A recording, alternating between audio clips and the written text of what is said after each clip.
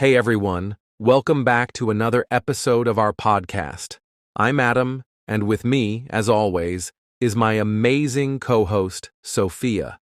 Today, we're diving into something that can completely transform your life. Skills that have the power to change the way you think, work, and grow. That's right, Adam. Think about this. What if just one new skill could help you get that dream job, build stronger relationships, or even make you more confident in speaking English? Sounds exciting, right? Absolutely. But here's the catch. Most people never learn these skills because they think they don't have the time, or worse, they don't even realize how important they are. But don't worry, that's why we're here. In this episode, we're going to reveal the 10 life-changing skills that can help you unlock your full potential. And trust me, number 7 is one that most people overlook, but it's a total game changer. So stick with us till the end, because we're not just going to tell you about these skills. We'll also give you real-life examples and easy ways to start using them today. Ready to level up your life? Let's get started. Sophia, let's start with a simple question. Have you ever met someone who was incredibly smart but struggled to express their thoughts clearly? Maybe they had brilliant ideas, but because they couldn't communicate well, no one really paid attention to them. Oh, absolutely. And that's why communication is one of the most powerful life-changing skills you can develop. It doesn't matter how intelligent or talented you are. If you can't articulate your thoughts effectively, you'll always struggle to get your message across. Think about it. Whether you're applying for a job, making new friends, or even learning a new language like English, your ability to communicate confidently determines how successful you'll be. And here's the best part. Communication isn't just about speaking. It's also about listening, understanding body language, and knowing how to express yourself in different situations. Have you ever noticed that the most successful people aren't necessarily the ones with the most knowledge, but the ones who know how to communicate that knowledge in a way that inspires others? That's so true. And I love that you mentioned listening because most people think communication is just about talking. But let me tell you, the best communicators are actually the best listeners. Think about a time when you really connected with someone, maybe a teacher, a mentor, or even a friend. Chances are that person wasn't just talking at you. They were truly listening, making eye contact, and responding in a way that made you feel heard. That's the secret to great communication. And when it comes to learning English, listening is just as important as speaking. If you listen carefully to how native speakers talk, their tone, their rhythm, and even their pauses, you'll start to naturally improve your own speaking skills. Plus, when you become a great listener, people will naturally be drawn to you because they'll feel valued and understood. It's a skill that can change your personal and professional life in ways you can't even imagine.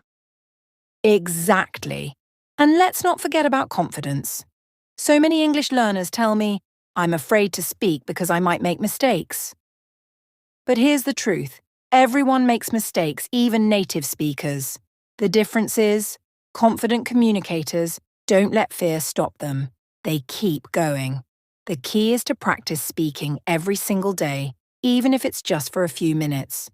Talk to yourself in English, record your voice, or find a language partner. The more you practice, the more natural it will feel. And here's a pro tip. When you're speaking, focus on delivering your message, not on being perfect. People won't remember small grammar mistakes, but they will remember how you made them feel. If you speak with passion, clarity, and confidence, your message will always be powerful. That's such an important point. And one more thing, body language. Did you know that 55% of communication is nonverbal? That means the way you stand, the way you use your hands, and even your facial expressions can make a huge difference in how your message is received. Imagine someone giving a speech with their arms crossed, looking down, and speaking in a low voice. Would you feel engaged? Probably not. But if that same person stood tall, used open gestures, and spoke with energy, you'd feel their presence instantly. This is something English learners can use to their advantage. Even if you're still building your vocabulary, your confidence and body language can help you communicate effectively.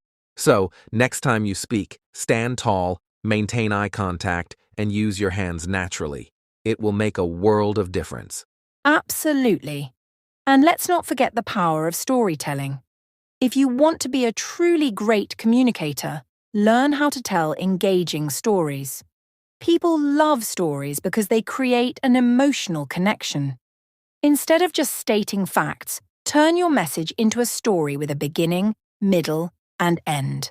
This makes it easier for people to understand and remember what you're saying. And storytelling isn't just for public speakers. It's useful in everyday life. Whether you're introducing yourself, making new friends, or even in a job interview, telling a good story will make you more interesting and memorable. So, if you want to become an exceptional communicator, practice telling stories about your experiences.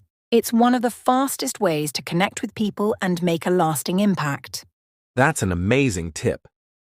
So, let's recap. Great communication is about speaking clearly, listening actively, using confident body language, and telling engaging stories. And remember, communication is a skill, which means you can improve it with practice.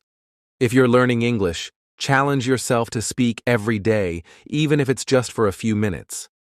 Watch how native speakers communicate, practice listening, and most importantly, don't be afraid to make mistakes. Every conversation is a chance to learn and grow. Yes. And here's a challenge for all our listeners. This week, try having a 5-minute conversation in English every single day. It could be with a friend, a language partner, or even with yourself in the mirror. The more you practice, the more natural and confident you'll become. And trust me, once you master the art of communication, it will open doors you never even imagined. All right, everyone. Now let me ask you something. Have you ever felt like 24 hours in a day just aren't enough? You wake up with big plans, but by the time evening comes, you realize you barely got anything done. If that sounds familiar, trust me, you're not alone. The truth is, time is the one thing we all have in equal amounts. Successful people don't get extra hours in a day. The difference is in how they manage their time, and today, we're going to show you exactly how you can do the same. That's such a great point, Adam. And honestly, time management is one of the most powerful life-changing skills because it affects every part of your life. Whether you're learning English, working on your career, or just trying to have a more balanced life, how you use your time determines your success. But here's the problem. Most people don't actually manage their time. Instead, they react to it. They wake up, check their phone, scroll through social media, reply to messages, and before they know it, half the day is gone. So, if you've ever wondered why some people seem to get so much done while others always feel overwhelmed, the answer is simple. It all comes down to intentional time management. Exactly. And let's be honest, time-wasting habits are everywhere. I mean, how many times have you told yourself, I'll just watch one episode, and suddenly it's 3 hours later? Or you start scrolling through Instagram and before you know it, you've spent an hour watching random videos? It happens to all of us. But the key is to recognize these distractions and take control. And here's something powerful. Small changes in how you manage your time can create massive results in your life. The difference between someone who's stuck and someone who's successful often comes down to how they spend their time every single day. That's so true. And one of the best ways to take control of your time is by using a simple but powerful strategy called the 80-20 rule. Have you heard of it? It's also known as the Pareto principle, and it basically says that 80% of your results come from just 20% of your efforts. That means instead of trying to do everything, you should focus on the few things that give you the biggest results. For example, if you're learning English, instead of spending hours memorizing random words, focus on the 20% of words that are most commonly used in daily conversations. That way, you'll improve much faster with less effort. The same applies to work, business, or even personal life. Figure out the tasks that bring you the most results and focus on those first. I love that. And another amazing technique for time management is the Pomodoro technique. If you've never heard of it, it's a super simple method that helps you stay focused while avoiding burnout. Here's how it works. You set a timer for 25 minutes and work on a single task with full focus. No distractions, no checking your phone, just pure concentration. Then, when the timer goes off, you take a 5-minute break. After 4 Pomodoro sessions, you take a longer break of 15 to 30 minutes. This technique is amazing because it trains your brain to stay focused while also giving it the rest it needs. It's perfect for students, professionals, and especially English learners who want to study more effectively without feeling exhausted. That's such a great technique. And speaking of focus, let's talk about prioritization. Because let's be honest, no matter how well you plan your time, if you're focusing on the wrong things, you'll still feel like you're not getting anywhere. That's why you need to learn how to prioritize your tasks. One of my favorite methods for this is the Eisenhower matrix. It helps you separate your tasks into 4 categories. 1. Urgent and important. Things you must do immediately, like meeting deadlines or handling emergencies. 2. Important but not urgent. These are tasks that help you grow, like improving your skills, networking, or learning English. This is where you should focus most of your time. 3. Urgent but not important. These are distractions that seem important but don't actually help you progress, like answering every email or responding to messages immediately. 4. Not urgent and not important. Time wasters, like scrolling through social media for hours. These should be minimized as much as possible. I love that framework. And I think the biggest lesson here is that time management isn't just about getting more things done. It's about getting the right things done. A lot of people think being busy means being productive, but that's not true. You can be busy all day doing small, unimportant tasks and still feel stuck. The goal isn't to be busy, it's to be productive. And that means focusing on what truly moves you forward. Yes. And one last tip. Plan your day the night before. This is a game changer. Before you go to bed, take 5 minutes to write down your top 3 priorities for the next day. That way, when you wake up, you won't waste time deciding what to do. You'll start your day with clarity and purpose. Trust me, this simple habit will make a huge difference in your productivity. That's such a powerful tip. All right, let's do a quick recap. If you want to master time management, use the 80-20 rule to focus on what truly matters. Try the Pomodoro technique to stay productive without burnout. Use the Eisenhower matrix to prioritize tasks effectively. Plan your day the night before for maximum efficiency. And most importantly, eliminate distractions and take control of your time instead of letting it control you. Exactly. And here's a challenge for all our listeners. This week, pick one of these time management techniques and apply it to your daily routine. Whether it's using Pomodoro, prioritizing with the Eisenhower matrix, or just planning your day the night before, take action. You'll be amazed at how much more productive you become. That's an awesome challenge. And trust me, once you master time management, you'll not only get more done, but you'll also have more free time to enjoy life. Now, let's start with a question. Have you ever made a decision that you later regretted? Maybe you bought something expensive on impulse only to realize you didn't really need it. Or maybe you believed something without questioning it, only to find out later that it wasn't true. If that's happened to you, don't worry, you're not alone. The truth is, most people go through life making decisions on autopilot, without really thinking things through. And that's exactly why critical thinking is such a life-changing skill. It helps you make smarter decisions, avoid mistakes, and see the truth in a world full of misinformation. That's so true, Adam. And here's the thing. Most people don't realize that critical thinking is a skill that can be learned and improved. It's not just something you're born with. And the best part? Once you develop this skill, it affects every area of your life. It helps you make better choices in your career, relationships, finances, and even in learning English. Imagine being able to analyze a situation from different angles before making a decision, instead of just reacting emotionally. That's the power of critical thinking. Exactly. And one of the biggest reasons people struggle with decision-making is because of something called cognitive biases. These are mental shortcuts that our brains use to make quick decisions, but they often lead us to the wrong conclusions. Let me give you an example. Have you ever heard of the confirmation bias? It's when we only pay attention to information that supports what we already believe, and we ignore anything that challenges our views.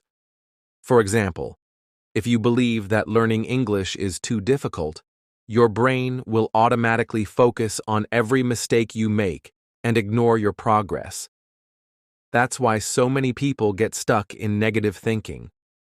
Wow, that's such a great point. And another dangerous bias is the bandwagon effect. This is when we believe something just because a lot of other people believe it.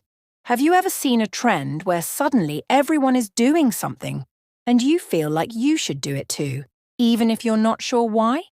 That's the bandwagon effect. The problem is, just because something is popular doesn't mean it's right. This happens a lot on social media. People believe and share information without checking if it's actually true. But when you develop critical thinking, you learn how to question things instead of just following the crowd. That's such an important lesson. And one of the best ways to improve your critical thinking is to ask better questions. Instead of accepting everything at face value, start asking, is this really true? What evidence supports this? Are there other perspectives I haven't considered? For example, if someone tells you, you can't become fluent in English unless you live in an English-speaking country, instead of just believing it, ask yourself, is that really true? Do I know people who learned English fluently without moving abroad? What do language experts say?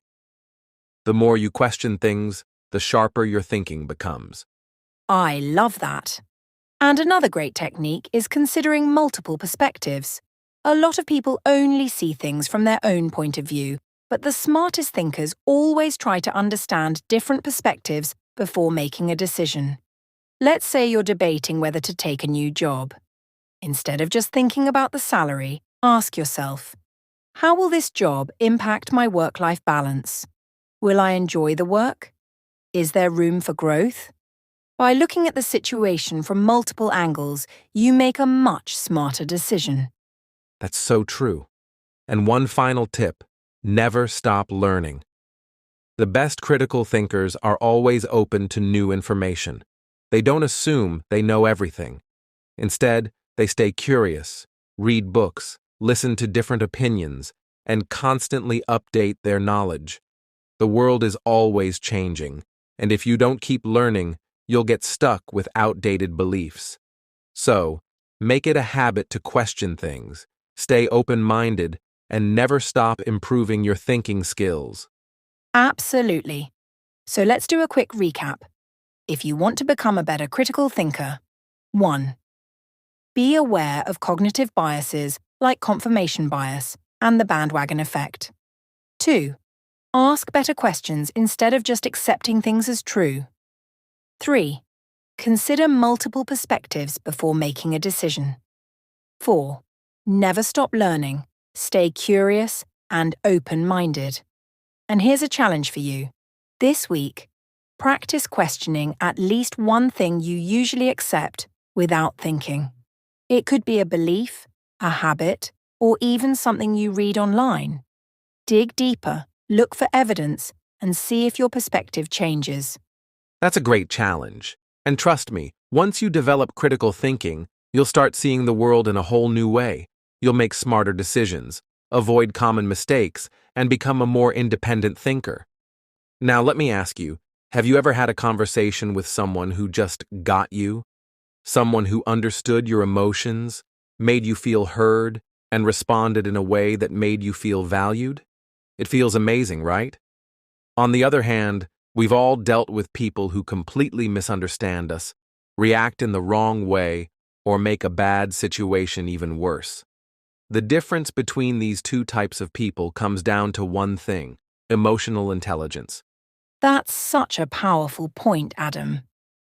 Emotional intelligence, or EQ, is one of the most underrated but life-changing skills you can develop. Unlike IQ, which is about logic and problem-solving, EQ is about understanding emotions, both your own and those of others. It's about knowing how to manage your feelings, control your reactions, and build better relationships. And the best part? Unlike IQ, which stays mostly the same throughout life, EQ can be developed and improved at any time. Exactly. And let's talk about why this matters. Think about any successful leader, teacher, or even a great friend you admire. What makes them stand out? It's not just their knowledge or intelligence.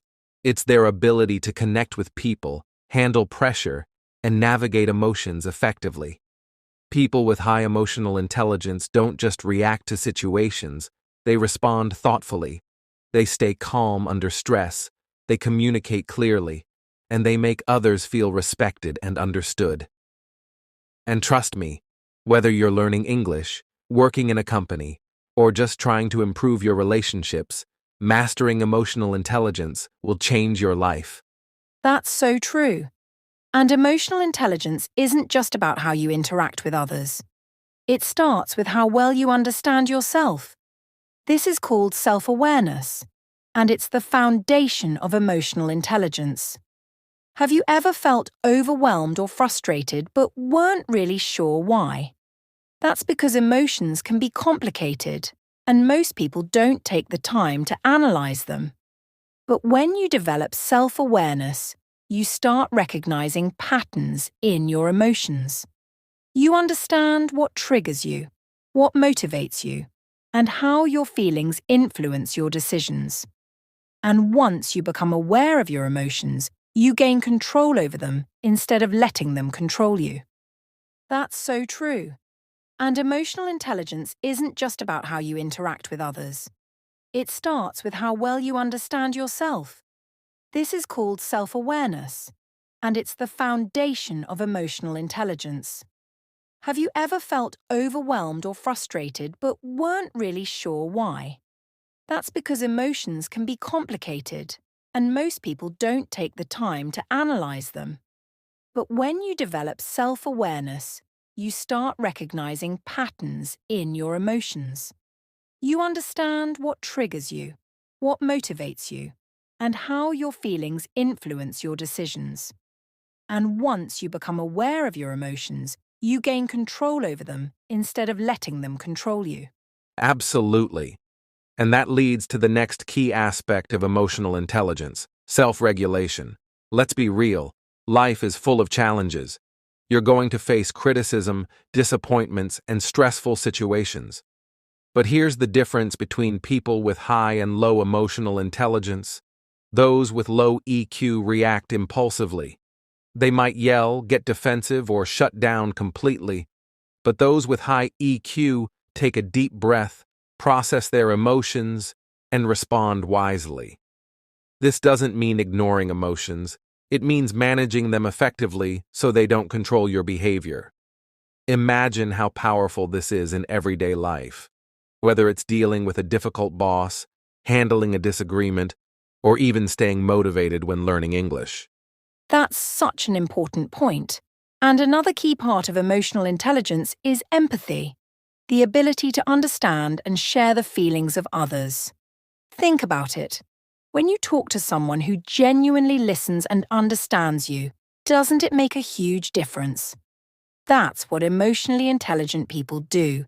They don't just wait for their turn to speak, they truly listen. They pay attention to body language, tone of voice, and emotions behind the words. And this is a game changer in relationships, leadership, and communication. If you want to connect with people deeply, practice empathy. That's such a great tip. And let's talk about social skills, which is another key part of emotional intelligence. The way you interact with people, whether it's making new friends, working in a team, or even having small talk in English, depends on your ability to read emotions and respond appropriately. People with high emotional intelligence are great communicators because they understand both words and emotions. They know when to speak, when to listen, and how to adapt to different situations. This is especially important for English learners because speaking a language isn't just about words, it's about connection. Exactly. And here's a powerful tip. If you want to improve your emotional intelligence, practice pausing before reacting. Instead of instantly responding when you feel angry or frustrated, take a few seconds to breathe and think. Ask yourself, what am I really feeling right now? Why am I feeling this way? What's the best way to respond? This small habit can completely transform your relationships and the way you handle emotions. I love that. And another great way to develop emotional intelligence is through reflecting on past experiences. Take some time at the end of each day to think about your interactions. Ask yourself, did I handle that situation well? Could I have responded differently? What can I learn from this? The more you analyze your emotions and reactions, the more self-aware and emotionally intelligent you become. That's such a great tip. So, let's do a quick recap. Emotional intelligence is made up of 1. Self-awareness, understanding your own emotions. 2. Self-regulation, managing your emotions effectively. 3. Empathy, understanding the emotions of others. 4. Social skills, communicating and connecting with people better. And here's a challenge for all our listeners. This week, practice active listening. The next time you have a conversation, focus completely on the other person. Listen not just to their words but to their tone, emotions, and body language. Show empathy and see how it changes your interaction. Now let me ask you something. Have you ever felt completely thrown off by change? Maybe you had a plan for your career, but suddenly your company changed its direction and you had to adjust. Or maybe you spent years mastering a skill only to realize that new technology made it less relevant. Change is happening all around us, whether we like it or not. And in today's world, it's happening faster than ever. The truth is, the people who struggle the most are the ones who resist change, while the people who thrive are those who learn how to adapt. Adaptability is what separates those who get left behind from those who move forward.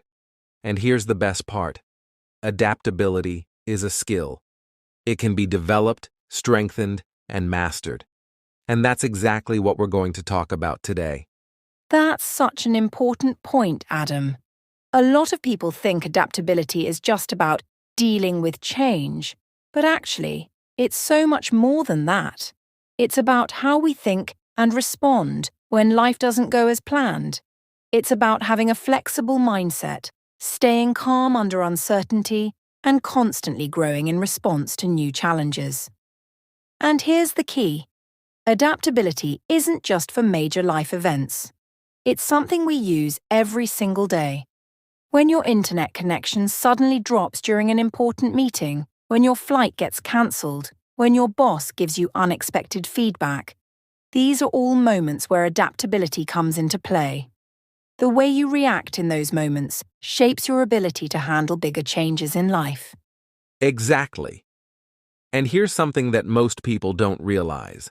Adaptability isn't just about reacting to change, it's about anticipating and even embracing change before it happens. The most adaptable people don't just wait for challenges to come their way, they actively prepare for them. They keep an open mind, they learn new skills, and they stay ready for whatever comes next. Think about how fast technology is changing. 20 years ago, most jobs didn't require social media skills, data analysis, or remote work expertise. But today, Those skills are essential. The people who adapted early are now thriving, while those who resisted change are struggling to catch up. The lesson? The sooner you start embracing change, the more opportunities you'll create for yourself. Fixed mindset versus growth mindset. The key to adaptability. That's such a great point. And one of the biggest factors that determines how adaptable you are is your mindset. Have you ever heard of the difference between a fixed mindset and a growth mindset? People with a fixed mindset believe that their abilities are set in stone. They say things like, "I'm just not good at learning new things," or "This is how I've always done it and I don't want to change." But people with a growth mindset believe that they can improve through learning and effort. They say, "I may not know this yet, but I can learn," or "Let me try a different approach and see if it works better." The people who succeed in life are always the ones with a growth mindset because they see challenges as opportunities rather than obstacles. That's so true, Sophia. And here's something that's really eye-opening. Research shows that your brain actually changes and grows when you learn something new. This means that adaptability isn't just a personality trait, it's a muscle that you can strengthen. Every time you step out of your comfort zone, every time you learn a new skill, every time you embrace a new experience, you're literally rewiring your brain to become more adaptable. That's why some people seem to handle change better. They've trained themselves to do it. And the best part? You can train yourself, too. How to become more adaptable. Absolutely. And the question now is, how can you become more adaptable in everyday life? Well, let's start with something simple. Get comfortable with uncertainty. A lot of people struggle with change because they crave stability and predictability. But the truth is, life is unpredictable. The more you expose yourself to new experiences, the better you become at handling change. So, challenge yourself. Try a new hobby, have conversations with people from different backgrounds, or take on a task at work that scares you a little. The more you step into the unknown, the more resilient and adaptable you become. That's a fantastic tip, Sophia. And another way to build adaptability is to develop problem-solving skills. Change often brings unexpected challenges, and the people who adapt best are the ones who focus on solutions instead of problems. Let's say you're learning English and you realize that your current method isn't working. Do you give up? Or do you try a different approach, like watching English videos, joining conversation groups, or using new learning techniques? The key is to always ask yourself, what's the best way to move forward from here? The more you train your brain to focus on solutions, the more adaptable you'll become. That's such a great challenge. And trust me, once you develop adaptability, everything in life becomes easier. You'll handle unexpected challenges with confidence, take on new opportunities fearlessly, and become the kind of person who thrives in any situation. All right, let me ask you something. Have you ever faced a problem that seemed so big, so overwhelming, that you didn't know where to start? Maybe it was a personal issue, a challenge at work, or even something as simple as learning a new skill and feeling stuck. We all experience this. But here's the difference between people who struggle and those who succeed: problem-solving skills. The most successful people in the world aren't the ones who never face problems. They're the ones who know how to think critically, break problems down, and find solutions efficiently. And that's exactly what we're going to talk about today: how to become a solution-oriented thinker so that no matter what challenge comes your way, you know exactly how to tackle it. That's such a great point, Adam. And I love what you said. Successful people aren't problem-free, they're just better at solving them. Think about it. Every great invention, every business success, every breakthrough in history came from someone solving a problem. Take smartphones, for example. Before they existed, people had to carry separate devices for calls, music, emails, and maps. Someone saw that as a problem and created a solution. Or think about language learning. Many people struggle to stay motivated, so apps like Duolingo gamified the process to make learning fun. The ability to see a problem, analyze it, and come up with a solution is one of the most valuable skills you can have. And the good news? It's a skill you can develop. Why most people struggle with problem solving? Absolutely, Sophia. But before we get into how to improve this skill, let's talk about why so many people struggle with problem solving in the first place. The first reason? Emotional reactions. When we face a difficult situation, our first instinct is often to panic, feel frustrated, or blame something external. And when emotions take over, we lose the ability to think clearly. The second reason? People focus too much on the problem itself rather than looking for solutions. They get stuck in a loop of complaining or feeling helpless instead of asking, "What can I do about this?" And the third reason? Lack of a structured approach. Most people don't have a step-by-step way of solving problems, so they feel lost when challenges arise. The good news is, once you learn the right approach, solving problems becomes much easier. The 5-step framework for effective problem solving. That's so true. And one of the best ways to get better at problem solving is to follow a simple 5-step framework. Let's go through it together. 1. Define the problem clearly. Many people struggle because they don't take the time to clearly define what the real problem is. For example, if you're struggling to improve your English, the real problem might not be "I'm bad at English." It might be "I don't practice speaking enough." Clearly defining the problem helps you find the right solution. 2. Look at the problem from different angles. Ask yourself, what's really causing this issue? Is there something I haven't considered? If you're struggling with time management, for example, is the problem really "I don't have enough time"? Or is it "I'm not prioritizing correctly"? Seeing the problem from different perspectives helps you identify the best solution. 3. Brainstorm possible solutions. Instead of jumping to the first idea that comes to mind, take a moment to list out different ways you could solve the issue. The best solutions often come when you think beyond the obvious. 4. Evaluate the options and choose the best one. Once you have a few possible solutions, ask yourself, which one is the most practical? Which one will solve the problem fastest? Sometimes the best solution isn't the easiest, but it's the one that leads to long-term success. 5. Take action and adjust as needed. A solution only works if you actually implement it. And if your first approach doesn't work, don't give up. Adjust, refine, and try again. The key is to stay flexible and keep moving forward. The mindset shift. From problem-focused to solution-oriented. I love that framework, Sophia. And here's something important. Problem solving isn't just about technique, it's also about mindset. Many people have a problem-focused mindset. They see problems as obstacles, they get stuck in negative thinking, and they focus on what they can't do. But successful people have a solution-oriented mindset. Instead of dwelling on what's wrong, they ask, "What can I do to fix this?" They see every challenge as an opportunity to grow.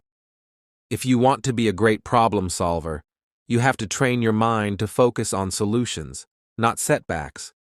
That's such an important shift, Adam. And one of the best ways to train yourself to think this way is to practice reframing problems as challenges. Instead of saying, "This is impossible," say, "This is a challenge I can figure out." Instead of saying, "I don't know what to do," say, "I haven't found the right approach yet, but I will." The language you use shapes your thinking, and when you start seeing problems as puzzles to solve rather than barriers in your way, your confidence in handling challenges will grow massively. Developing problem solving as a daily habit. That's such a game-changing mindset shift, Sophia. And problem solving isn't just something you use in big situations, it's a daily habit. Every day we face small challenges, from dealing with unexpected delays to figuring out how to be more productive. The more you train yourself to solve small problems quickly, the better you'll become at handling big problems in life. One of my favorite exercises is to ask yourself daily, what's one problem I can solve today? It could be as simple as organizing your workspace, improving a daily routine, or finding a more effective way to study. The more you practice, the sharper your problem-solving skills become. That's a great exercise, Adam. And another great way to build this skill is to learn from problem solvers. Study how great entrepreneurs, leaders, and inventors approach challenges. Read books about creative thinking. Watch how successful people handle setbacks, and most importantly, observe yourself. When you face a problem, pay attention to how you react. Do you get stuck in negative thinking, or do you immediately start looking for solutions? Self-awareness is key to improving this skill. Recap and challenge. Let's quickly recap everything we've covered today. If you want to become a great problem solver, 1. Define the problem clearly. Get to the real issue, not just the surface-level frustration. 2. Analyze from different angles. Look at the root cause and see the big picture. 3. Brainstorm multiple solutions. Don't settle for the first idea. Explore different possibilities. 4. Pick the best solution and take action. Focus on what will create lasting results. 5. Adopt a solution-oriented mindset. Train your brain to see problems as challenges, not obstacles. And here's your challenge for this week. Identify one problem in your life and apply this 5-step framework to solve it. It could be something big, like improving your productivity, or something small, like fixing a daily frustration. But commit to solving it and see how it changes your approach to challenges. That's an amazing challenge, Adam. And trust me, once you master problem solving, you'll feel unstoppable. Every challenge will feel like an opportunity to grow. Well, that brings us to the end of today's episode, and I hope you're feeling inspired to take action. Self-discipline really is the secret ingredient to long-term success. It's what separates the dreamers from the doers, the wishful thinkers from the achievers. Remember, it's not about being perfect. It's about showing up and staying consistent, even when it gets tough.